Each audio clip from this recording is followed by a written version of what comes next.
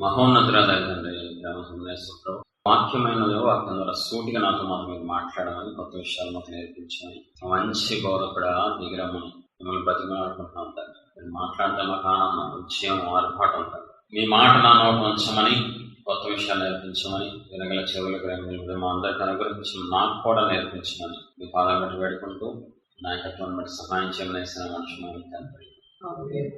ఆమేన్. యెషయా గ్రంథం 30వ అధ్యాయం 19వ వచనం. సీయోనులో యెరూషలేములోని ఒక జనము కాపాడును. జనము, నీవింక నేమాత్రము కన్నీరు విడువవు. ఆయన నీ మొరవిని నిశ్చయంగా నిన్ను కరుణించును. ఆయన నీ మాట వినగానే నీకు ఉత్తరం ఇచ్చును. సీయోనులో యెరూషలేములోనే ఒక జనం కాపురములను. జనమా, నీవిక ఏమాత్రము కన్నీళ్లు విడవవు. ఆయన నీ మొరవిని నిశ్చయముగా నిన్ను కరుణించును. ఆయన నీ మాట వినగానే నీకు ఉత్తరం ఇచ్చును. చూడండి, మీ జీవితంలో మీరు ఎప్పటి నుంచో దేవుళ్ళు ఉన్నారు.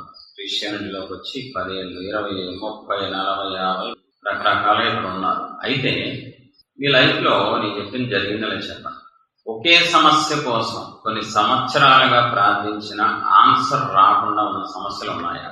ఏం అర్థం కావట్లేదు ప్రభు, బయలుపరచండి, స్వస్థ ఉండి ప్రభు, విడుదల ఉండే అన్నా కూడా కొన్ని సంవత్సరాలైనా అసలు ఆన్సర్ కాదు కదా, మూలం కూడా తెలియట్లే మీకు. అలాంటి మీ అనుభవం ఉందా?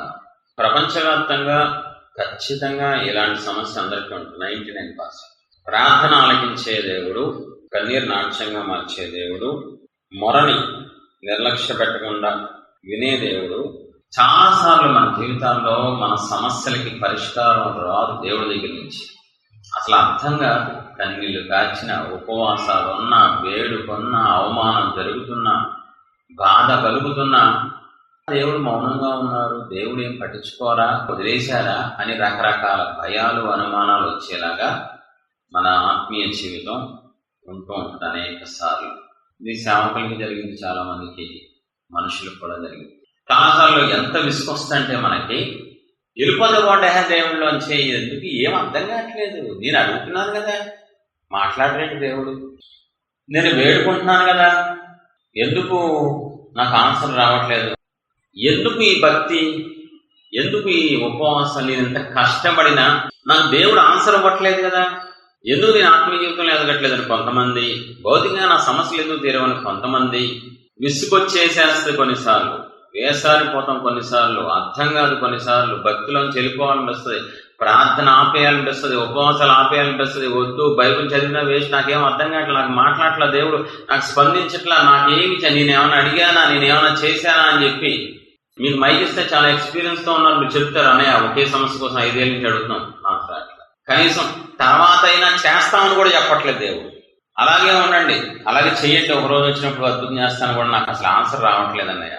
మాకు ఇక్కడ చివరి మాట పట్టుకుందండి, భయంకరంగా పట్టుకుంది, మామూలుగా పట్టుకోవాల. ఈ వచనంలో ఆయన నీ మాట వినగానే ఏమవుతుందంట, వినగానే నీకు ఉత్తరం ఇచ్చేస్తారంట. ఇది నన్ను కదిలించింది. ప్రార్థన చేస్తే కాదంట, విజ్ఞాపన కాదంట, ఉపవాసం కాదంట, నీ మాట ఆయన వినంగానే, చెప్పు ఏం కావాలి, ఏంటి ఇదే, ఇదిగో ఇది ఆన్సర్, ఇదిగో దీనికి ఇలాగా నువ్వు అడిగావుగా. ఒక మనిషి మాట వినగానే నన్ను పిలుస్తున్నాడు నా కుమారుడు, నేను చెప్పాలి ఆన్సర్. సృష్టికర్త కదిలించబడతారట, సింహాసనం మీద ఉన్న దేవుడు స్పందిస్తారట, విశ్వ నిర్మాత, ఏకైక దేవుడు, సర్వలోకానికి ఏకైక చక్రవర్తి, భూమి మీద ఒక మట్టి మనిషి మాట వినగానే వెంటనే ఆన్సర్ ఇస్తారంట, స్పాట్లు ఇచ్చేస్తారంట. అక్కడ నన్ను భలే కదిలించింది. ఆయన నీ మొరవిని నిశ్చయంగా నిన్ను కరుణిస్తారు. మొర వింటారని ఓకే, ఇది బాగా ఉంది, కానీ లాస్ట్ లైన్ ఉంది చూసారా, నీ మాట వింటే చాలు, నువ్వు అడిగిన దానికి ఏదైనా ఉత్తరం ఇచ్చేస్తారా. నువ్వు ఎవరి గురించి అడిగినా ఇస్తారు, నీ గురించి అడిగినా ఇస్తారు, వేరే వాళ్ళ గురించి అడిగినా ఇస్తారు. ఏం కృప, ఏం ఆధిక్యత. దేవుడు ఆన్సర్ ఇవ్వడం ఏంటండి బాబు, మనుషులు కాదు, సీఎం కాదు, ప్రైమ్ మినిస్టర్ కాదు, అమెరికా ప్రెసిడెంట్ కాదు. వాళ్ళు మెసేజ్ రిప్లై ఇస్తేనే ఎలా ఉంటుంది, పండగ చేసుకుంటారు. ఆ మెసేజ్కి రిప్లై ఇచ్చారండి వాళ్ళు, పెద్ద పెద్ద వాళ్ళు, ఇంటర్నేషనల్ మినిస్ట్రీ సేవకులు, పెద్ద పెద్ద వాళ్ళు, వాడబడుతున్న వాళ్ళు ఆన్సర్ ఇస్తే ఆ మెసేజ్ రిప్లై వచ్చింది, బాబు వీళ్ళు ఇంత పెద్దగా ఉండి ఇంత గొప్పగా వాడబడుతూ కూడా నాకు ఆన్సర్ ఇచ్చారని పండగ చేసుకుంటాం మనం.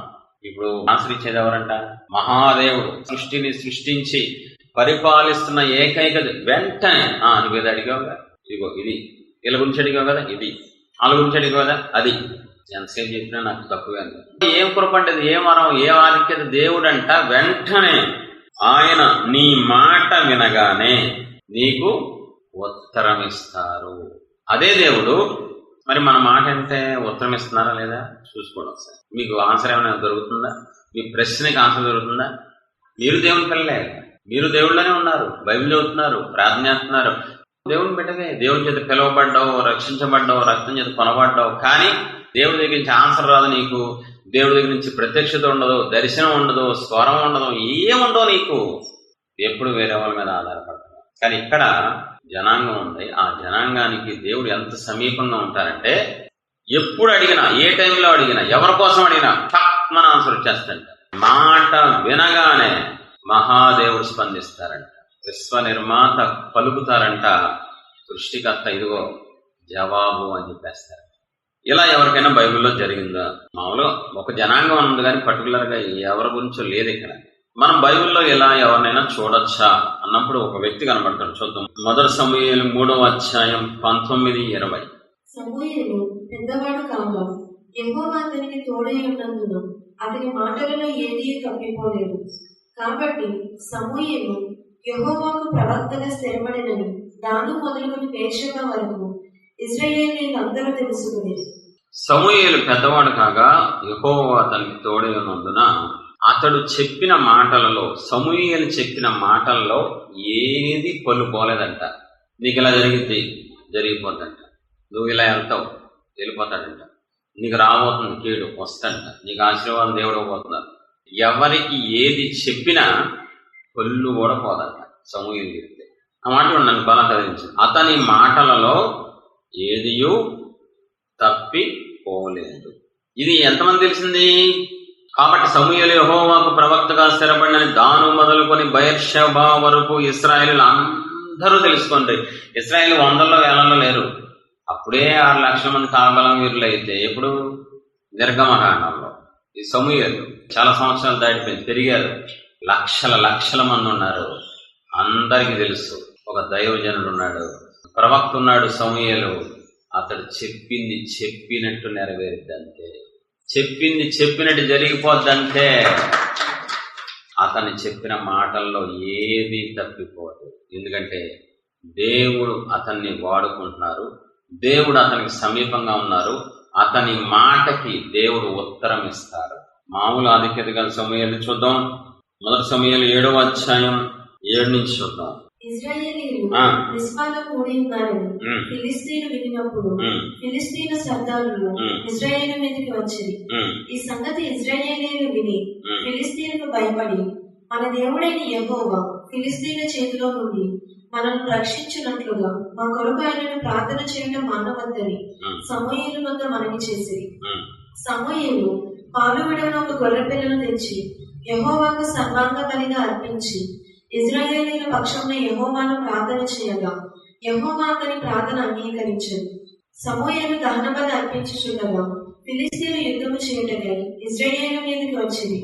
అయితే యెహోవా ఆ దినమున ఫిలిష్తీయుల మీద మెండుగా ఉరుములు ఉరిమించి వారిని తారుమారు చేయగా వారి ఇశ్రాయేలు చేత ఓడిపోయేది. ఇశ్రాయేలీయులు మిస్పాలో నుండి బయలుదేరి లెత్కాలు వరకు ఫిలిష్తీయులను తరిమి హతము చేసింది. యుద్ధం ఎలా కూడా చేస్తా, ఇంత దారుణంగా కూడా యుద్ధం జరిగింది, ఇంత కామెడీ కూడా జరిగింది.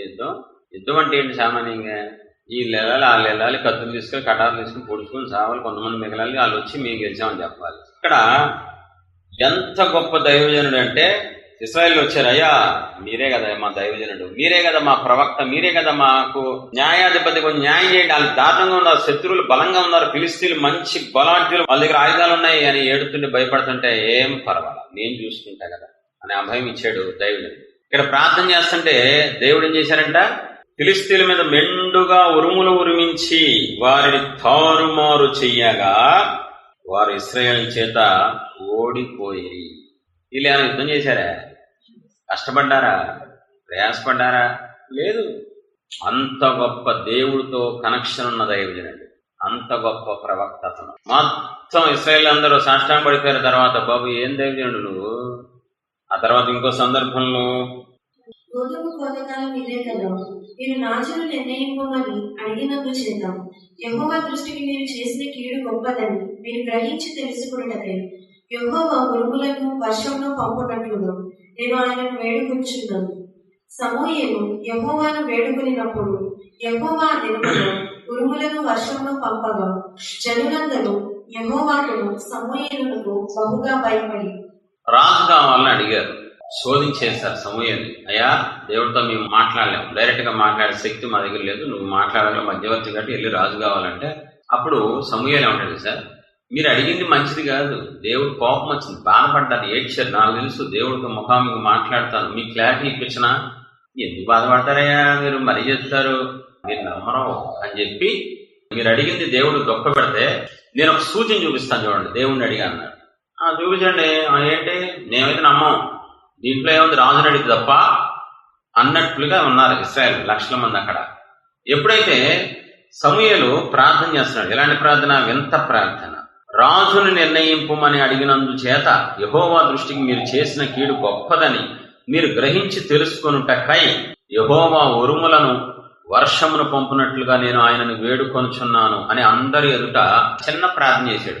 ఉరుముల వర్షం కావాలి ప్రభు అనగానే ఆ మాటను స్పష్టంగా సమూయేలు యెహోవాను వేడుకొనినప్పుడు యెహోవా ఆ దినమున ఉరుములను వర్షమును పంపగా అందరి ముందు మొత్తం చూస్తూ ఉండగా మనం మామూలు వర్షం చూసినట్లు ఉరుముల వర్షం వచ్చేసింది.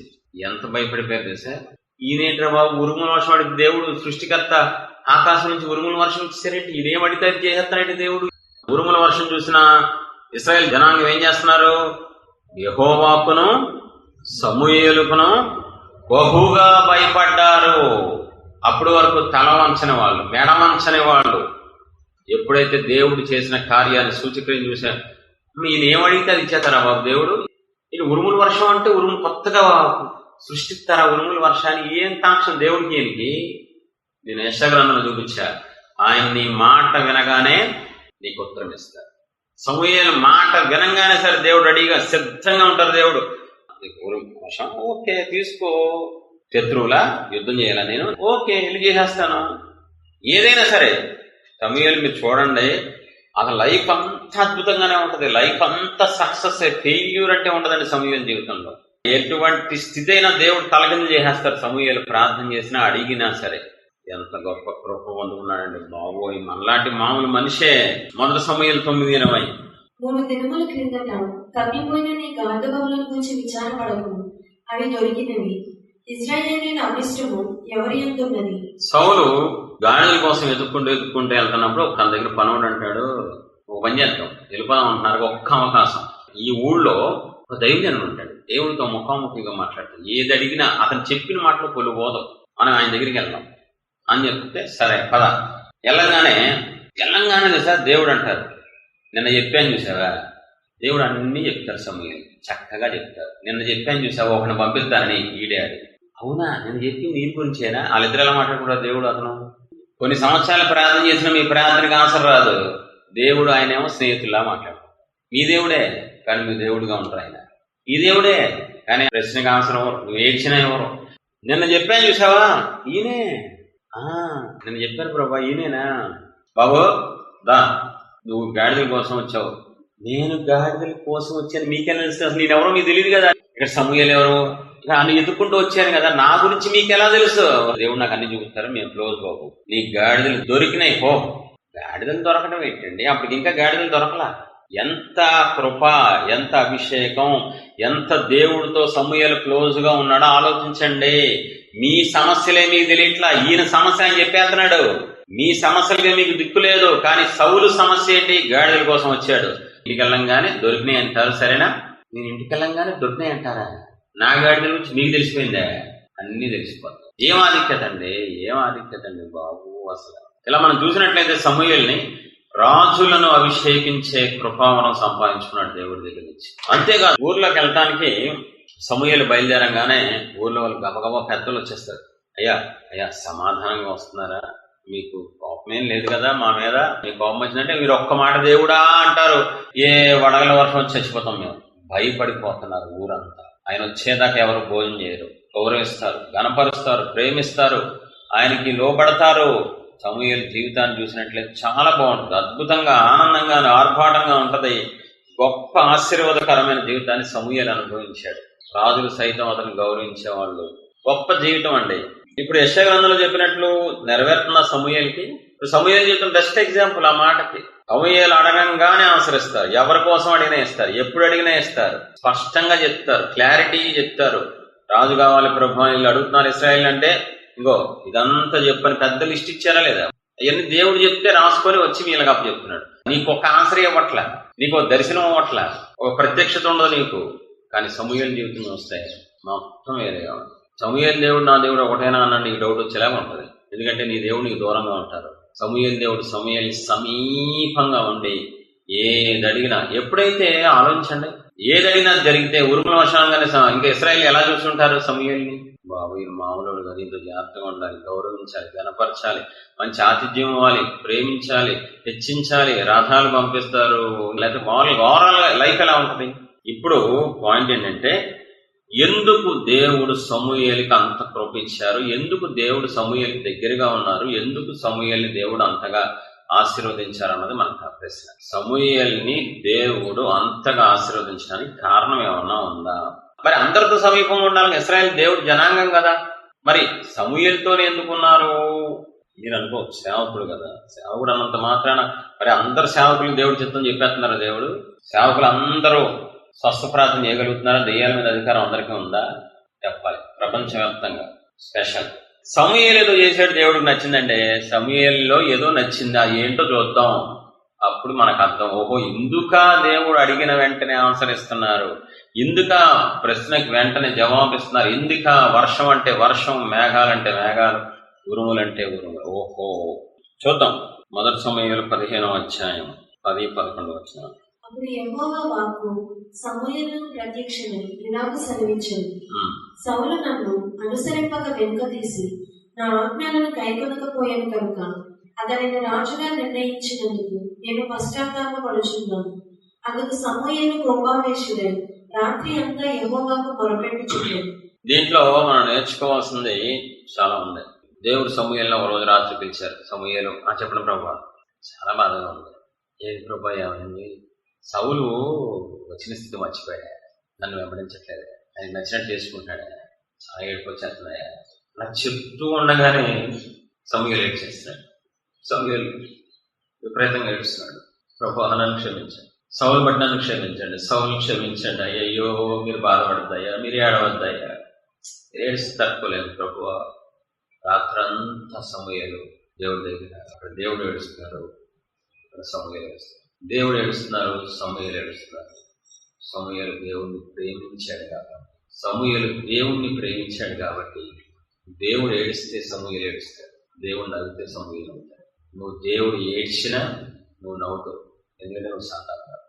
దేవుడు ఏడిస్తే నీకు నవ్వు వస్తుంది, దేవుడు ఏడిస్తే నువ్వు పట్టించుకోవు, దేవుడు ఏడిస్తే వదిలేస్తావు, వదిలేస్తావు, పట్టించుకోవు, ఎందుకంటే నువ్వు సాధారణ. సౌలేం బాధ పెట్ట, అప్పటికి సమూయేలుని సౌలేం మోసం చేయలే, తన కుటుంబం జోలికి రాల, పొట్ల తిట్ల. ఎందుకు ఏడుస్తున్నాడు తెలుసా? సౌలు తన్నేదో చేశాడని కాదు, నా తండ్రి ఏడుస్తున్నాడు, నేను ఏడుస్తాను. నాకు ఈ స్థితి ఇచ్చిన నా దేవుడు ఏడుస్తున్నారు, నేను ఏడుస్తాను. నాకు ఈ కృప ఇచ్చిన దేవుడు ఏడుస్తున్నారు, నేను ఏడుస్తాను. అది నాకు అట్లా అందదు. రాత్రంతా గంటలు రాత్రి ఏ టైం మొదలైందో రాత్రంతా యెహోవా దగ్గర ఏడుస్తూ మొదలుపెడతాను. సమూయేలు ఏడవద్దు ప్రభు, నేను వెళ్తా, పొద్దున్నే వెళ్ళి ఆడంతా చూస్తాను. ఏడవద్దు ప్రభు, నీ పిల్లలు ఏడిస్తే ఎందుకు ఏడుస్తావు? నీకు ఇష్టమైన వాళ్ళు ఏడితే ఎందుకు ఏడుస్తావు? నీకు ఇష్టమైన వాళ్ళు ఏదైనా కాలు కొనుక్కున్నా అది నీకు ఆనందం పంచుకున్నప్పుడు నువ్వెందుకు ఆనందం? ఇవాళ చాలా ఆనందం ఉంది, మా ఫ్రెండ్ రా, నాకు ఇష్టమైన బెస్ట్ ఫ్రెండ్ రా, ఆడు ఇల్లు కొనుక్కున్నాడు, పెద్ద పొడిసోడు అయ్యాడు, పెద్ద జాబ్ వచ్చిందిరా, వాళ్ళతో నీకు కనెక్షన్ ఉంది. ఓకే, దేవుడితో ఏది కనెక్షన్? ప్రాణం పెట్టిన దేవుడితో ఏది? పోషిస్తున్న దేవుడితో ఏది? నీకు ఈ సమస్తాన్ని ఇచ్చిన దేవుడితో ఏది కనెక్షన్? అందుకే ఆయన నీకు దూరంగా ఉంటాయి, అస్సలు పట్టించుకోలేదు. ఎందుకని? నువ్వు ఆయన ప్రేమించలేదు కాబట్టి, నువ్వు ఆయన ద్వేషిస్తున్నావు కాబట్టి, నువ్వు ఆయన వాడుకుంటున్నావు కాబట్టి ఆయన నీలో ఉన్న నీకు ఆన్సర్ అవ్వడు, నీతో ఉన్న పట్టించుకోరు. సమూయేలు దేవుణ్ణి అమితంగా ప్రేమిస్తున్నాడు, విచ్చలవిడిగా ప్రేమిస్తున్నాడు, విపరీతంగా. ఎంత అంటే ఆయన ఏడిస్తే నేను ఏడుస్తాను, ఆయన డల్ అయిపోతాయి, నేను డల్ అయిపోతాయి. ఎప్పుడు కూల్గా ఉండే సమూయేలు, మంచిగా అందరితో మాట్లాడే సమూయేలు ఎందుకు ఆ రోజు సౌలుతో అంత గట్టిగా మాట్లాడాడు? కోపం, డైరెక్ట్ కోపం కాదు, ఆ దేవుణ్ణి ఆ దేవుణ్ణి దుఃఖపెట్టాడు. నా దేవుణ్ణి ఏడిపించాడు. నీకు రాజుగా చేసిన దేవుణ్ణి ఏడిపించేది, నిన్ను అభిషేకించిన దేవుణ్ణి, అరే గాడిదల కోసం వచ్చావు, నా తండ్రి నిన్ను ప్రేమించి రాజు చేసి ఈ రోజు రాజభోగం అనిపిస్తున్నావురా, రాత్రంతా ఏడుస్తున్నారా నిన్ను బట్టి దేవుడు, నా దేవుడు ఏడుస్తున్నారా. అంత ఆవేశంగా ఎప్పుడు మాట్లాడాల. ఆ రోజు మాట్లాడినట్టు నాకు తెలిసి ఆ బైబిల్ చదివిన దాని ప్రకారం అయితే సౌలు అంతు చూశాడు. సమూయేలు కళ్ళ మీద దృశ్యం అంతా దేవుడు ఏడిపే కనపడుతుంది, తండ్రి ఏడిపే కనపడుతుంది. 35వ వచనం. సౌలు బ్రతికిన దినములన్నింటిలో సమూయేలు అతన్ని దర్శనంగా వెళ్ళలేదు గాని సౌలును గూర్చి దుఃఖాక్రాంతుడయ్యాడు. మరియు తాను సౌలును ఇశ్రాయేలీయుల మీద రాజుగా నిర్ణయించినందుకు యెహోవా పశ్చాత్తాపపడెను. 16:1. అంతటి యెహోవా సమూయేలుతో ఇలాగ సెలవిచ్చాడు, ఇశ్రాయేలీయుల మీద రాజుగా ఉండకుండా నేను విసర్జించిన సౌలును గూర్చి నీవెంతకాలం దుఃఖింతువు? నాకు ఇది అసలు అందదండి. లైవ్ ఎంతకాలం పెడతారు? దేవుడు ఏడుపు ఆపేశారు, సమూయేలు ఆపట్లేదు. బాధ పెట్టింది దేవుణ్ణి, ఎదిరించింది దేవుణ్ణి, దేవుడు ఆపేశారు ఏడుపు కొంతకాలానికి. సమూయేలు ఏడవడం, సౌలు ఏడిపించాడు, మోసం చేశాడు, మిమ్మల్ని మీ పరువు తీసాడు, మిమ్మల్ని గాయం చేశాడు, నా వల్ల కావట్లేదు. అంత ప్రేమ ఏంటండి సమూయేలు దేవుడు అంటే? నేను అర్థమవుతున్నా, మీకు ఉన్నాయా హృదయాలు? ఎంత కాలం, ఎన్ని గంటలు కాదు అక్కడ రాస్తుంది, ఎంత కాలం ఏడుస్తావు నువ్వు, ఎంత కాలం ఏడవడం ఏంటండి? ఎవరి కోసం? సౌలు ఏమన్నా కొడుకా, తండ్రా, తమ్ముడా? సమూయేలుకి ఏమవరు, వాళ్ళిద్దరు ఏ సంబంధం లేదు. నా దేవుణ్ణి బాధ పెట్టాడు, నా దేవుణ్ణి అవమానించాడు, నా దేవుణ్ణి దుఃఖపెట్టాడు కానీ నేను తట్టుకోలేదు. ఎంత ప్రేమ ఏంటండి బాబు దేవుడు అంటే, అంత పిచ్చి ఏంటండి దేవుడు అంటే. ఆయన ఆపిన ఈయన ఆపట్లేదు. ఏం ప్రేమ అండి బాబు, ఎలా వచ్చిందో తెలియదు కానీ ఆ కృప దేవుడు నాకు ఇచ్చిన కాక. నేను ఏడిస్తే నేను కూడా ఇచ్చే కృప ఆత్మ నాకు దేవుడు ఇచ్చిన. ఎంతకాలం ఏడుస్తావయ్యా? సమూయేలు దుఃఖపడటానికి ఏదైనా ఒక కారణం అంటే చెప్పండి. డైరెక్ట్ గా వాళ్ళిద్దరికి ఏ ప్రాబ్లమ్స్ లేవు, వాళ్ళిద్దరు గొడవలు లేవు. నా తండ్రిని బాధ పెట్టాడు, నా తండ్రిని ఏడిపించాడు అని గుర్తు చేసుకొని ఎంతో ఆశతో రాజుగా చేశారు, ఎంతో నమ్మకంతో రాజుగా అభిషేకించారు. అలాంటి ఎలా చేశాడని ఏడుస్తూనే ఉన్నాడంట. విపరీతంగా ప్రేమించాడు సమూయేలు దేవుడు, విపరీతంగా. బైబిల్ చెప్తుంది, నన్ను ప్రేమించాలి మీరు, ఆజ్ఞ పాస్ చేస్తున్న ప్రేమతో చేశాను మిమ్మల్ని, ప్రేమ కోసం చేశాను. ప్రేమ ఉన్న చోట ఏడిస్తే ఏడుపు వస్తుంది, నవ్వు వస్తే నవ్వు వస్తుంది. నీ దేవుడు ఏడుస్తున్నాను పట్టించుకో, నీ దేవుడు దుఃఖపడినా పట్టించుకో. ఎందుకంటే దేవుడితో నీకు ప్రేమ లేదు, అస్సలు దేవుడు ప్రేమించట్లేదు కాబట్టి. దారుణంగా ఉన్నవాడు చూసుకోవచ్చు. స్పష్టంగా తెలుస్తుంది ఇక్కడ, సమూయేలు దేవుణ్ణి ప్రేమించాడు, అమితంగా ప్రేమించాడు, విచ్చలవిడిగా ప్రేమించాడు, మామూలుగా కాదు, హై రేంజ్ లో సమూయేలు దేవుణ్ణి ప్రేమించాడు. దేవుడు సమూయేలుని ప్రేమిస్తే సమూయేలు తిరిగి దేవుణ్ణి ప్రేమించారు. ఇద్దరు నిజమైన ప్రేమికులు, నిజమైన తండ్రి కొడుకులు. మీరు ఊరినే తండ్రి తండ్రి అని పిలవాలి దేవుణ్ణి. చూడండి, సమూయేలు చూసినట్లయితే ఊరినే అన్ని వరాలు వల, ఊరినే అభిషేకాలు వల, ఊరినే అంత ఆధిక్యత వల, ఊరినే మాట అనంగానే స్థిరపరచలా. దాని వెనక సమూయేలు దేవుణ్ణి ప్రేమించిన విధానం ఉంది, హత్తుకున్న విధానం ఉంది, సంతోషపెట్టిన విధానం ఉంది. 16:2 చూద్దాం. సమూయేలు, నేను ఎట్లు వెలుగుదును, నేను వెళ్ళిన సంగతి సౌలు వినని ఎడల అతడు నన్ను చంపుననగా యెహోవా నీవు ఒక మెయ్యను తీసుకుని పోయి యెహోవాకు బలిపశువును వధించుటకే మంచిదని చెప్పి. సమూయేలు ఎంత ప్రేమించాడంటే దేవుణ్ణి, అయ్యా ఓ మాట మీరంటే ప్రాణం. ఇప్పుడు నేను గనక దావీదును అభిషేకించానని తెలిస్తే సౌలుకి, రాజు కదయ్యా, అసలే మొండోడు కదా, మూర్ఖుడైపోయాడు కదా, నన్ను చంపేస్తాడయ్యా. సర్లే అయిన వల్ల చచ్చిపోతాను, మీకోసం చచ్చిపోతాను, చంపేస్తే ఎంత మీరంటే ప్రాణం అయ్యా. చూడు, ఒక్కసారి ఆలోచించాడు. అన్నాడా లేదా? భయపడ్డాడా లేదా? అదేంటి ప్రేమ అంటే? ఆయన ప్రాణం పెట్టారు, మనం కూడా తిరిగి ప్రాణం పెట్టేందుకు ప్రేమించాలి. చచ్చిపోవాలని అవసరమే దేవుడి కోసం. ఇక్కడ చూడండి, సమూయేలు ఎంత ప్రేమించాడు. తనకంటే ఎక్కువగా, తన ప్రాణం కంటే ఎక్కువగా దేవుడిని ప్రేమించి నిరూపించుకున్నాడు. వెళ్ళాడా లేదా? అభిషేకించాడు. దేవుడి కోసం చచ్చిపోతా, దేవుడు పని చేయడం కోసం చచ్చిపోతా, దేవుడు ఆజ్ఞ నెరవేర్చడం కోసం చచ్చిపోతా, దేవుని సంతోష పెట్టడం కోసం చచ్చిపోతా. అబ్రహామా చెప్పండి ప్రభువా, ఒకళ్ళని బలి చేయాలయ్యా, దహన బలి చేయాలి. అయ్యో చెప్పండి, ఎవరినైనా మీకోసం చేసి ఎందుకు ఇవన్నీ చేశాడు కదా. నువ్వు అమితంగా ప్రేమిస్తున్నా నీ కొడుకుని చెప్పాను ప్రభువా, కొడుకయ్యాడు. ఒక్కగానొక్క కొడుకు 25 సంవత్సరాలు నిరీక్షిస్తే వచ్చాడయ్యాడు. 25 ఏళ్ళు కలల గంటే వచ్చిన కొడుకయ్యాడు. అలా ఆడిపోందా ఆడేంటి ప్రభు, మీరు నా ప్రాణం ప్రభు, మీరు నా సర్వస్వం ప్రభు, అరే పదరా కత్తి తీసేయండి చేసాడు మనసులో. ప్రేమిస్తే ఏది ఎక్కువ కాదు, ఎవరు ఎక్కువ కాదు, నీకు అందరూ ఎక్కువ.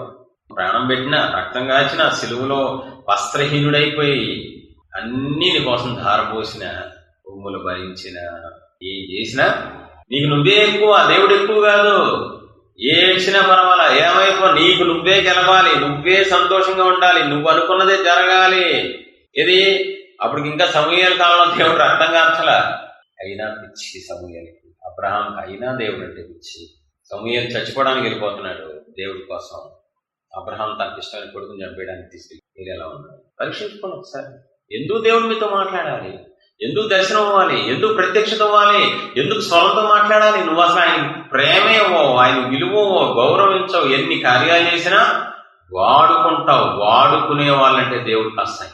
అన్ని ఇచ్చి భిక్షం వేసి ప్రేమించగలిగాడు. పరలోకం మాత్రం నిన్ను ఎంటర్ చేయరంతే. అడుగు పెట్టనవరు నా దేవుడు పరలోకానికి. ఓన్లీ నా దేవుడిని ఎవరైతే ప్రేమిస్తారో అమితంగా వాళ్ళే పరలోకం వెళ్తారు. మీరందరూ నరకానికి వెళ్తారు. ప్రేమ అంటే ఏంటో సిలువలో చూపించారు. ప్రేమ అంటే ఏంటో సిలువలో నీకు ప్రియుల్లో, మీ అమ్మలాగా మీ నాన్నలాగా కాదు.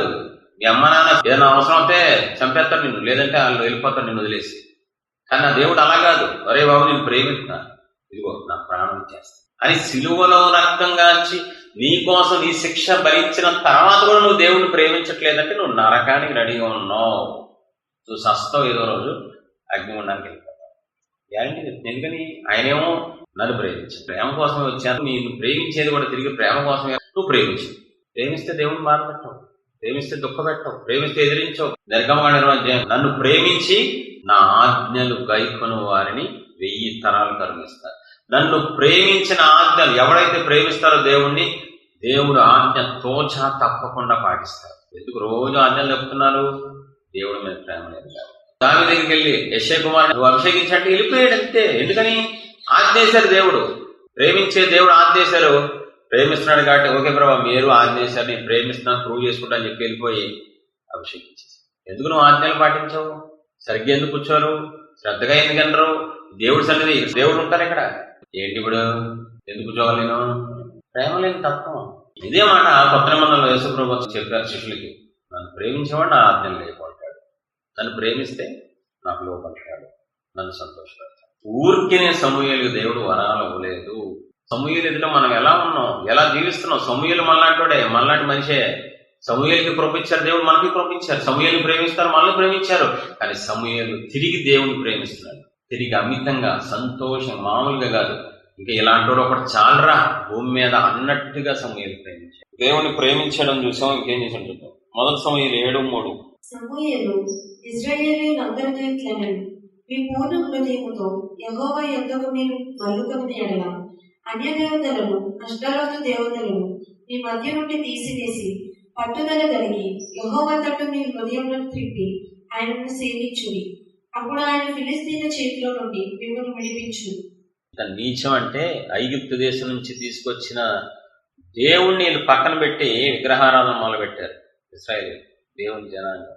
ఆ టైంలో సమూయేలు ఇశ్రాయేలుతో ఇట్లైనా మీ పూర్ణ హృదయంతో యెహోవా యొద్దకు మీరు మల్లుకొని ఎడల, అన్య దేవతల్ని తీసివేసిన ఎడల రోషం గల దైవజనుడు. తను పాపం చేయడు, ఎవరైనా పాపం చేస్తే ఊరుకోడు. తను దేవుని బాధ పెట్టడు, ఎవరైనా బాధ పెడితే ఊరుకోడు. వెళ్ళాడు. మీరు ఫిలిస్తీన్ల చేతిలోంచి విడిపించబడరు. ఎందుకు సార్? మీరు దేవుణ్ణి బాధ పెడుతున్నారు, దేవుడికి ఇష్టం లేని విగ్రహారం చేస్తున్నారు. రోషం కలిగిన వాడండి సమూయేలు. దేవుడికి ఎవరిష్టం? ఎవరిని బట్టి దేవుడు ఆనందిస్తారు తెలుసా? రోషం గల భక్తి చేసిన వాళ్ళని బట్టి దేవుడు ఆనందిస్తారు. రోషంగా దేవుడి కోసం నిలబడే వాళ్ళ కోసం దేవుడు ఇంకెవరిని బట్టి ఆయన ఆనందించాడు. సమూయేలు జీవితంలో మనం చూస్తే రోషమే కనబడుతుంది. ఇక్కడ రోషంగా ఉన్నాడు దేవుడి కోసం, రోషంగా ప్రకటించాడు. వాళ్ళు ఫీల్ అవుతారు, వీళ్ళు ఫీల్ అవుతారు, పట్టించుకోలే సమూయేలు. ఆ దేవుడి కోసం నేను ఎవరినైనా రోషంగా మాట్లాడతాను. ఏలియా అంటాడు, నేను ఒక్కడనే రోషం గల దైవజన్ని నేను ఏలియా చెప్తాడు. అందుకే ఏలియాకి ఇచ్చిన వరాలు, ఏలియాకి ఇచ్చిన అభిషేకం ఎవరికి ఇవ్వాల? ఎందుకని? రోషం గల దేవుడికి నీలాగా ఇటు అటు వెళ్ళిపోయి ఓసరవిల్లాగా ఉంటే దేవుడికి ఇష్టం ఉండదు. రోషం, నా దేవుడి కోసం నేను నిలబడిపోతా. ఎవడేమనుకున్న పర్లా, చుట్టాలు ఫీల్ అవుతారు, బంధువులు ఫీల్ అవుతారని విగ్రహాల కార్యక్రమాలకు వెళ్ళిపోయి తప్పుడు పనులు చేసి దేవుడిని ఏడ్పించేవాళ్ళు కాదు రోషం కలిగిన వాళ్ళంటే. ఎవరు అడ్డొచ్చినా, ఎవరేమనుకున్నా, ఎంత నష్టం వచ్చినా, ప్రాణం మీదకి వచ్చినా, దానియేలుకి ఎందుకు ప్రత్యేకమైన వరాలు ఇచ్చారు? దానియేలు ప్రాణం మీదకి వచ్చిన తన అపవిత్రత అవ్వకుండా కాపాడుకున్నాడు, రోషంగా జీవించాడు దానియేలు. వీళ్ళందరికీ స్పెషల్ వరాలు ఇచ్చారు భూమి మీద దేవుడు, స్పెషల్ ఆధిక్యతలు ఇచ్చారు, స్పెషల్ అభిషేకం ఇచ్చారు. ఎందుకని? వీళ్ళు దేవుడిని ప్రేమించిన వ్యక్తులు. ఆ జనాంగం ఉంది, ఆ జనాంగం దేవుడికి ఇష్టమైన జనాంగం. వాళ్ళు మాట్లాడితే, జస్ట్ మాట్లాడినా ఆ మాటని దేవుడు ఉత్తరం ఇస్తారు లేదా స్థిరపరిచేస్తారు. మీరు ఎన్ని సంవత్సరాలైనా ఉండి, ఎన్ని సంవత్సరాలు, ఇంకో దశాబ్దాలైనా మీ లైఫ్లో దేవుడికి మీ కనెక్షన్ ఉండదు. ఇప్పటికే చాలా సీనియర్స్ మీరు క్రిస్టియానిటీలో, కానీ ఏం ఉపయోగం? దేవుడు మీతో మాట్లాడరు, దర్శించరు, స్వరం వినరు, మీరు అభిషేకం ఉండదు, ఏముండవండి. ఎందుకని? దేవుని ప్రేమించరు మీరు. ఫస్ట్ది. రెండో పాయింట్, సమూయేలులాగా దేవుడి కోసం రోషంగా నిలబడరు, ఈజీగా జారిపోతారు. చిన్న చిన్న దానికి దేవుడిని అమ్మేస్తారు, చిన్న విషయాలకి. భోజనాలు కూడా అమ్మేస్తారండి మీరు దేవుడిని, ప్రాణం పెట్టిన దేవుడిని అమ్మేస్తారు ఈజీగా, చిన్న చిన్న దానికి. సమూయేలులో మనం చూసినట్లయితే రోషం కనబడుతుంది. రెండో చూద్దాం, 1 సమూయేలు 12:3-4 వచనాలు. ఇదిగో నేనున్నాను, నేను ఎవరి యొద్దనైనను ఎద్దునైనను తీసుకొంటినా, ఎవరి గార్ధవమునైనా పట్టుకొంటినా, ఎవరికైనా అన్యాయం చేసి తినా, ఎవరినైనా బాధ పెట్టి తినా, న్యాయము నాకు అగపడకుండా ఎవరి యొద్దైనను లంచము పుచ్చుకొంటినా, అలాగ చేసిన ఎడల యెహోవా సన్నిధిని ఆయన అభిషేకము చేయించిన వారి ఎదుటను వాడు నా మీద సాక్ష్యము పలుకగలరు. అప్పుడు నేను మీ ఎదుట దానిని మరణాన్నెత్తునను. ఎంత దమ్మున్న దైవజనుడు అంటే అండి, అందరూ ఉన్నారు అక్కడ, ఇశ్రాయేలీయులు ఉన్నారు, కొత్తగా రాజు అభిషేకించబడ్డాడు సమూయేలు అంటాడు మైకి తీసుకొని, నేను ఇన్ని సంవత్సరాలుగా, ఇప్పుడు రాజు వచ్చాడు కదా, నిన్నటి వరకు నేనే కదా మీకు న్యాయాధిపతిని, నేనే కదా మీకు దైవజనుడిని, దీర్ఘదర్శిని, ఎప్పుడైనా మీ దగ్గర నుంచి ఏదైనా ఆశించానా? ఓపెన్ గా స్టేట్మెంట్. దేవుని ఎదుట అడుగుతున్నాను, రాజు ఉన్నాడు ఇక్కడ, నా కొడుకులు ఉన్నారు, మీరందరూ ఉన్నారు, నా దగ్గరికి వచ్చి న్యాయం తీర్చమన్నారు, తీర్చాను, ప్రార్థన చేయమన్నారు, చేశాను, నేను మీకు సమీపంగా ఉన్నా. ఎప్పుడైనా మీ దగ్గర నుంచి డబ్బు కానీ, బంగారం కానీ, వెండి కానీ, వస్తువులు కానీ, ఎద్దులు కానీ, పశువులు కానీ ఏదైనా ఆశించానా? మీలో ఎవరైనా చెప్పండి, నేను ఇచ్చేస్తాను తిరిగి, అందరి ముందని ఛాలెంజ్ చేస్తాను. ఎంత గట్స్ ఉండాలండి బాబు, ఏం మనిషి అండి, ఏం స్టేట్మెంట్ అండి, ఏం తీర్మానం అండి బాబు. ఆ తర్వాత అందరూ అంటారు పెద్దలు, ఇశ్రాయేలు పెద్దలు, ఎప్పుడు మీరు తీసుకోలేదయ్యా, ఏ రోజు మా దగ్గర నుంచి మీరు ఏం ఆశించలేదు, చక్కగా మంచి పరిచయం చేశారని జనాలు సాక్ష్యం ఇస్తారు. దేవుని దయ, మనుష్యుల దయ సంపాదించుకున్నాడు సమూయేలు. నీ గురించి సాక్ష్యం ఇవ్వమంటే భయంకరంగా ఇస్తారు సాక్ష్యం, నెగిటివ్, భయంకరంగా మాట్లాడిద్ది, ఇలా తప్పుడు పనులు చేస్తారు. సమూయేలు గురించి సాక్ష్యం ఇస్తున్నారు, దేవుడు ఇస్తున్నారు సాక్ష్యం, ప్రజలు ఇస్తున్నారు సాక్ష్యం. అది దేవుడికి నచ్చింది, విపరీతంగా నచ్చేస్తారు. ఏది భూమి మీద ఆశించకపోతే, ఇచ్చిన దాన్ని బట్టి తృప్తిపడి సంతోషంగా ఉంటే, ఎవరిని చూసి నాకు అది కావాలి ఇది కావాలి అని ఆశించకుండా ఈ భూమి మీద ఎవరి హృదయం ఉంటుందో వాళ్ళు ఎందుకు పరలోక తండ్రి పండగ చేసుకుంటారు, నాట్యం ఆడతారు. ఎప్పుడు పక్కన ఎప్పుడు పైనయే, ఎప్పుడు పైన ఆశించడమే. ఆయన సన్నిధిలో కూర్చోబెట్టుకో, ఎక్కువ నా మొహానికి ఎక్కువ ప్రభా, నాకేమొద్దు ప్రభా, బతుకున్నంత వరకు నమ్మకం ఉంటే చాలు ప్రభా అని ప్రార్థనలు రావు. ఏ మనసు అది? నాకే కావాలి, నాతోనే మాట్లాడాలి, నాకు వరాలు కావాలి, నాకు ఆ పొజిషన్ కావాలి, నాకు ఇది కావాలి. సాధారణ మనసు. సాధారణ చక్కగా దేవదూతగా ఉన్నప్పుడు సింహాసనం ఇచ్చి ఎవరేవో పండగ చేసుకుంటాం, నాకు దేవుడు సింహాసనం కావాలి. నీది సాధారణ మనసే. ఉన్న దాంట్లో ఆనందించడం ఉండవు. ఇచ్చిన దాన్ని బట్టి స్తుతించవు, దేవుడిని ఇచ్చిన దాన్ని బట్టి దేవుడిని గౌరవించవు, దేవుడిని మహింపరచవు. ఇంకా నాకు అది ఇవ్వలేదు, నాకు ఇది ఇవ్వలేదు, ఎన్ని సంవత్సరాలైనా నన్ను దేవుడు పట్టించుకోవట్లేదు, నేను చంపకుండా ఉన్న విషయం అదే పెద్ద పట్టించుకోవడం. ఎవరికి దేవుడు ఇష్టం, ఎవరు ఎందుకు దేవుడు ఆనందిస్తారంటే ఏది ఆశించకూడదు, ఇచ్చిన దాన్ని బట్టి తృప్తిగా ఉండాలి, సంతృప్తిగా. పౌలు అంటాడు, నేను ఏ స్థితిలో ఉన్నానో ఆ స్థితిలో సంతృప్తి కలిగి ఉండ నేర్చుకొని ఉన్నాను. మీ మనసు ఎప్పుడు రంకిలేస్తూ ఉంటది, మీ మనసు ఎప్పుడు కోరికలతో ఉంటది. ఏమంటాడు సమయంలో? అతడు అటుది నా యొద్ద ఏది మీకు దొరకదని యెహోవాయును ఆయన అభిషేకము చేయించిన వాడును ఈ దినమున మీ మీద సాక్షులై ఉన్నారు అని చెప్పినప్పుడు సాక్ష్యమే అని వారు ప్రత్యుత్తరం ఇచ్చారు. సాక్షులు మేమే సాక్ష్యం. లక్షల మంది ఇస్తున్నారు సాక్ష్యం. నీకు ఒక్కడిస్తారా? ఒక్కడు. అది నీ క్రైస్తవ్యం. ఒక్కడికి లక్షల మంది ఇస్తున్నారు. పరలోకంలో దేవుడు ఇస్తున్నారు, భూమి మీద మనుషులు ఇస్తున్నారు సాక్షి. అది క్రైస్తవ్యం. అది దేవుని బిడ్డలుగా బతకడం అంటే అది సాక్ష్యం సంపాదించుకోవాలి. దేవుడు సాక్ష్యం ఇవ్వాలి, సేవకుడు సాక్ష్యం ఇవ్వాలి, చుట్టుపక్కల వాళ్ళు సాక్ష్యం ఇవ్వాలి. మంచోడు, మారాడు, పూర్తిగా వదిలేశాడు, నమ్మకంగా ఉంటున్నాడు, బాధ్యతగా ఉంటున్నాడు, ప్రేమ కలిగి ఉంటున్నాడు, సాక్ష్యం ఇవ్వాలి. అలా సాక్ష్యం సంపాదించుకుంటే దేవుడికి ఇష్టం. దేవుడు ఆనందిస్తారు. చూసావా, అందరి ఎదుట సాక్షిగా ఉన్నాడు నా బిడ్డ, నా సేవకుడు చూసావా, శభాష్ అనిపించుకుంటున్నాడు. ఎందుకు దేవుడు అన్ని వరాలు ఇచ్చారు? ఎందుకు ఉరుముల వర్షం అవడంగానే దేవుడు కొమ్మరించారు? ఎందుకు ఏదడితే అది దేవుడు కానలేదంటే ఇందుకు దేవుణ్ణి సంతోష పెట్టాడు కాబట్టి. ఫస్ట్ పాయింట్, దేవుడిని ప్రేమించాడు, అమితంగా ప్రేమించాడు, ప్రాణం కంటే ఎక్కువగా, తనకంటే ఎక్కువగా దేవుడిని ప్రేమించి చూపించాడు కాబట్టి. రెండో పాయింట్, దేవుడిని సంతోష పెట్టడంలో మామూలుగా పిహెచ్డి చేశాడు సమూయేలు. ఏది ఆశించడు, రోషంగా ఉంటాడు, రోషంగా ప్రకటిస్తాడు కాబట్టి దేవుణ్ణి బహుగా సంతోషపెట్టాడు. కాబట్టి ఆయన ఆనందం తట్టుకోలేక లెక్కలేని వరాలు, అభిషేకాలు, ఆధిక్యతలు ఇచ్చారు. ఏమీ ఇవ్వరు. ఎందుకని? బతుకు ఎప్పుడు దేవుని ఏడిపించడమే, దేవుని దుఃఖపెట్టడమే, మోసం చేయడమే, అన్యాయం చేయటం, అవమానించడం, ఆయన నామాన్ని దోషణ పాలు చేయడం, ఇదే బతుకు. కాబట్టి మూడో మంచి పాయింట్ చూపించి నేను ముగిస్తాను. ఫస్ట్, దేవుని ప్రేమించాడు. రెండు, దేవుని సంతోషపెట్టాడు. ఇది చాలా ఆశ్చర్యంగా ఉంటుంది. మొదటి సమయం 10వ. అప్పుడు సమూయేలు తైలపు పుట్టి పట్టుకుని సౌలు తల మీద తైలము పోసి అతను ముద్దు పెట్టుకుని, యెహోవా నిన్ను అభిషేకించి తన స్వాస్థ్యము మీద అధిపతిగా నియమించి ఉన్నాడు అని చెప్పి ఇలాగ సెలవిచ్చాడు.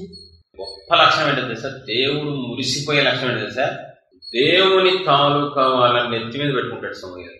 దేవుని కేరా దేవుడు అంటే చాలు. సౌలు ఆ రోజే మ్యాక్సిమం కలిస్తే, లేకపోతే ఒకవేళ పరిచయం ఉందేమో మనకు తెలియదు, కానీ ముద్దు పెట్టుకోవాల్సిన అవసరం లేదు. మగవాడు అక్కడ అర్థమైంది కదా సార్, నువ్వు ఆ దేవుడిని ఎన్నుకున్నారా బాబు, నా దేవుడిని నిన్ను రాదు, నా దేవుళ్ళు ఎన్నికలోనూ ఉన్నావు. దాయిట లవ్ యూ సో మచ్. నీ లైఫ్ లో నీ దేవుని తాలూకా వాళ్ళు వస్తున్నావా? నీ దేవుని తాలూకా వాళ్ళని, దేవుడు అభిషేకించిన వాళ్ళని నువ్వు చీప్గా చదువుతున్నావు.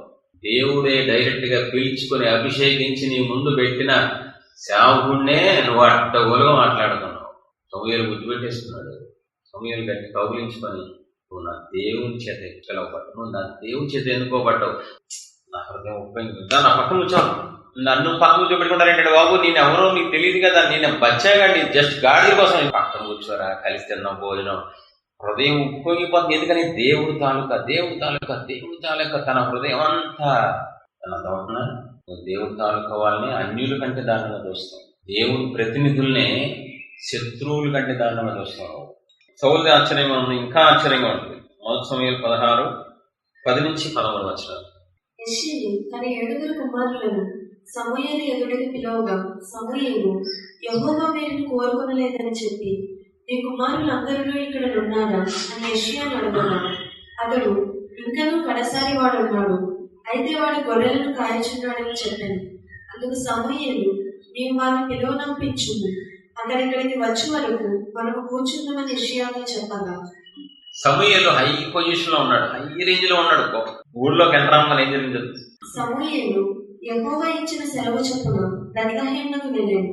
ఆ ఊరి పెద్దలు అతని రాకకు భయపడి, సమాధానంగా వచ్చుచున్నావా అని అడుగగా, అతడు సమాధానంగానే వచ్చి తిని, మీరు శుద్ధులై నాతో కూడా కలిగి రండని చెప్పి. ఊరు పెద్దలు ఎందుకు వచ్చారు? భయంతో వచ్చేసారు. ఏ రేంజ్ లో ఉన్నాడు అప్పటికి? అతడు ఇక్కడికి వచ్చే వరకు మనం కూర్చుందామని ఎవరి కోసం వెయిట్ చేస్తారు? ఒక పెద్ద ప్రవక్త, పెద్ద వయసుడు చిన్న పిల్లవాడి కోసం. అర్థమవుతుందా? ఇలా అంటే బాగుండేది. ఇంకోటి ఉన్నాడా? బాబు ఇప్పటికే చాలాసేపు కూర్చున్నాను, మా ఇంటికి వెళ్తాను, మళ్ళీ వస్తాను ఇంకోసారి అనకూడదా? యెష్షయి కొడతాడా? ఊరంతా భయపడి వస్తారు ఈయన వచ్చినందుకు. హై రేంజ్ లో అభిషేకంతో ఉన్నాడు, హై రేంజ్ పొజిషన్ లో ఉన్నాడు సమూయేలు. ఇక్కడే కూర్చుంటా, అతను పిలిపించు. ఆయన ఇక్కడ లేడండి బాబు, అడవిలో ఉన్నాడు. అడవిలోంచి వెళ్ళాలి, పిలవాలి, తేవాలి. 3000 సంవత్సరాల కిందటది. బళ్ళు అతడు వచ్చేదాకా ఇక్కడే పిచ్చి పడుతున్నాడు. దేవుడు ఒక వ్యక్తిని ఎన్నుకున్నారని చెప్పినందుకు, అభిషేకించమన్నారని చెప్పినందుకు దేవుడు తాలూకా మనిషికి ఎంత విలువిస్తున్నాడంటే, నేను సీనియర్ కదా, పెద్ద అభిషిక్తుడిని, ప్రవక్తని, దీర్ఘదర్శిని, న్యాయాధిపతిని, నాకు ఇన్ని ఆధిక్యతలు ఉన్నాయి అని పక్కన పెట్టేసన్ని పిల్లోడు. అప్పుడు 16 ఏళ్ళు. దావీదు వయసులు చూడంగానే ఇంకా లాస్ట్ వాడు ఉన్నాడు అనగానే ఎదురుగుండా 7 కనబడుతున్నారు వయసులో. ఈయనకు తెలిసి నాకు తెలిసి ఈయనకు 40-50 ఏళ్ళు ఉంటాయి గ్యారంటీగా. 16 ఏళ్ళోడు కోసం వెయిట్ చేస్తున్నాడండి. దేవుడు తాలూకా అనగానే నీ హృదయం మారిపోవాలి, యాక్ట్ అయిపోవాలి, ఫిట్ అయిపోవాలి, స్ట్రిక్ట్ అయిపోవాలి. ఇక్కడ చూడండి, ఒకసారి కాదు. అక్కడ చూస్తే సౌలుని చూసి ముద్దు పెట్టుకుంటాడు దేవుడు తాలూకా అని. ఇక్కడ చూస్తే చిన్నపిల్లల కోసం వెయిట్ చేస్తాడు. ఎంత గొప్పగా ఉంది సమూయేలు మనసు. నేనేంటి, నా వయసు ఏంటి, నా అభిషేకం, నేను చిన్నప్పటి నుంచి మందిరంలో పెరిగా అంట్లా సమూయేలు. నువ్వు కొత్తోడివి అంట్లా. దేవుని తాలూకా అంటే గారు మనడు మామూలుగా చూడలేదు, గొప్పగా చూస్తాడు, బిఏపీగా చూస్తాడు, పక్కన కూర్చోబెట్టుకుంటాడు. సమయం 12. నా మట్టుకు నేను మీ నిమిత్తము ప్రార్థన చేయటం మానటం వలన యెహోవాకు విరోధంగా పాపం చేసిన వాడు మగుడు, అది నాకు దూరమగును గాక. కొత్తగా ఉంటది ఈ డైలాగ్, ఎంతగా ఉంటది. నేను మీ నిమిత్తం ప్రార్థన చేయకపోతే, ఇశ్రాయేలు చెప్తున్నాడు మరో సమయం, నేను కనుక మీకోసం నిత్యం ప్రార్థన చేయకపోతే పాపం చేసినంత సమానం. ఏంటన్నమాట? పాపం చేయమేంటి? ప్రార్థన చేయకపోతే పాపం చేయమేంటి? ఐగుప్తు నుంచి మిమ్మల్ని తెచ్చుకున్నారు, ఆయన ఇష్టమైన జనాంగం, ఆయన పేరు పెట్టబడిన జనాంగం. మీకోసం నేను ప్రార్థన చేయకపోతే పాపం చేసినంత సమానం. ఆయన థీరీ ఏంటో అర్థం కావట్ల సమూయేలు. దేవుడు ప్రజల్ని ఎలా చూస్తున్నాడు? గొప్పగా, ఘనంగా. నా మట్టుకు నేను మీ నిమిత్తం ప్రార్థన చేయటం మానుటం వలన యెహోవాకు విరోధంగా పాపం చేసిన మాట అవుదును, అది నాకు దూరమవును గాక. ఎంత గొప్పగా చూస్తున్నాడు దేవుని ప్రజల్ని, ఎంత గొప్పగా. ఒకవేళ నేను మీకోసం రోజు నిత్యం ప్రార్థన చేయకపోతే పాపం చేస్తున్నాడు. సేవకుడిని గొప్పగా చూస్తున్నాడు, రాజుని గొప్పగా చూస్తున్నాడు, ప్రజల్ని గొప్పగా చూస్తున్నాడు. నీలో కొంచెం కూడా లేదండి. దేవుని ప్రజలే, దేవుని సేవకుడు, దేవుని చేత అభిషేకించబడ్డాడు, దేవుని ఆత్మ కలిగినోడు, దేవుని ఆత్మతో నింపబడినవాడు. ఎన్ని చూడు, ఎన్ని కనబడు, లోబడ్డాడు. నువ్వు చెప్పినట్టు చేయను, ఎదిరిస్తా, గాయం చేస్తా, సామాన్యుల వ్యక్తులకు ఆశ్రయించినట్టు ఇస్తా. కోటీశ్వరులు తెలుసా, నా ఏలినవాడా అనేవాళ్ళు, దైవం సాష్టాంగ పడేవాళ్ళు, వణికేవాళ్ళు, మాట్లాడటానికి భయపడేవాళ్ళు. అంత ఆతిథ్యం ఇచ్చిన వాడు ఎదురుకుండా కుర్చీలో కూర్చోవాలా, బయట నుంచొని చెప్పండి నా ఏలినవాడా ఇచ్చారంట. అంత ఆతిథ్యం ఇచ్చిన ఆవిడే మొహంలో మొహం పెట్టలేకపోతుంది. దైవజనుడి మొహంలో పెట్టిందా? ఏం చేసినా దైవజనుడిని వాళ్ళు ఏమనలేదు కాబట్టి వాళ్ళు గొప్పలు. వాళ్ళ దేవుడు వాళ్ళకి విడుదల ఇచ్చారు, అభివృద్ధి ఇచ్చారు, ఆశీర్వాదం ఇచ్చారు. దేవుడు బహుగా సమూయేలుని ఆనందిస్తున్నాడు, సమూయేలుని బట్టి. అందుకే అంత వాళ్ళు ఇచ్చేశారు, అంత అభిషేకం ఇచ్చారు, అంత ఆధిక్యత ఇచ్చారు. ఇప్పటికీ 3000 సంవత్సరాలైన సమూయేలు గుర్తుండిపోయేలా చరిత్రలో మిగిలిపోయాడు. చచ్చిపోయిన తర్వాత కూడా పరిచయం చేసేది సమూయేలు. చచ్చిపోయిన తర్వాత కూడా సౌలు కోసం పైకి వచ్చి, ఏంటి ఆ దేవుడు చిత్తం చెప్తారుగా, మీరు చెప్తాను ఇప్పుడు కూడా రాసుకో. అప్పుడు కూడా చెప్తున్నాడు, చచ్చిపోయినోడు లెగిసి దేవుడు చెప్తాం, నువ్వు రేపటికల్లా నా దగ్గర ఉంటావు, పాతాళంలో నేను మంచి ప్లేస్ లో ఉన్నాను, పరిశుద్ధుల దగ్గర, నువ్వు తేడాగా దగ్గర. చచ్చిపోయిన తర్వాత కూడా పరిచయం చేస్తున్నాడండి. ఎందుకని? ఆయన సంతోషపెట్టాడు, ఆయన ప్రేమించాడు, ఆయన సంతోషపెట్టాడు. ఆయన తాలూకా వాళ్ళందరి కోసం తన స్థాయి తగ్గించుకున్నాడు. 3 లక్షణాల సమయంలో, ఒకటి దేవుని అమితంగా తనకంటే ఎక్కువగా, ప్రాణం కంటే ఎక్కువ ప్రేమించాడు. 2 బహుగా సంతోషపెట్టాడు, కొత్తగా వింతగా సంతోషపెట్టాడు. 3 దేవుని తాలూకా వాళ్ళని విఐపీలుగా చూశాడు. తనను తాను తగ్గించుకున్నాడు. వచ్చేదాకా ఆగుదాం, మీరు వెళ్ళిపోండి పెద్దోళ్ళు కదా, పర్వాలేదు. దేవుడి తాలూకా వస్తున్నాడు ఒక అతను. ప్రజల్ని గొప్పగా చూస్తాడు, రాజుల్ని గొప్పగా చూస్తాడు, ఎవరినైనా గొప్పగా చూస్తాడు దేవుడు. 3 లక్షణాలు ఒకవేళ ఈ రోజు నుంచి అయినా చేసుకుంటే మీకు ప్రొఫెస్తారు, మీకు వరాలు ఇస్తారు, మీకు అన్ని ఇస్తారు. ప్రార్థన చేస్తున్నాం. మహోన్నతుల తండ్రి, ప్రేమతో నేర్చుకుంటున్నాం. వాక్యమైన వాటి సూటిగా నాకు మాకు మీరు మాట్లాడే కొత్త విషయాలు అనిపించారు తండ్రి. మనం సపోర్ట్ చేస్తాం. ఆమె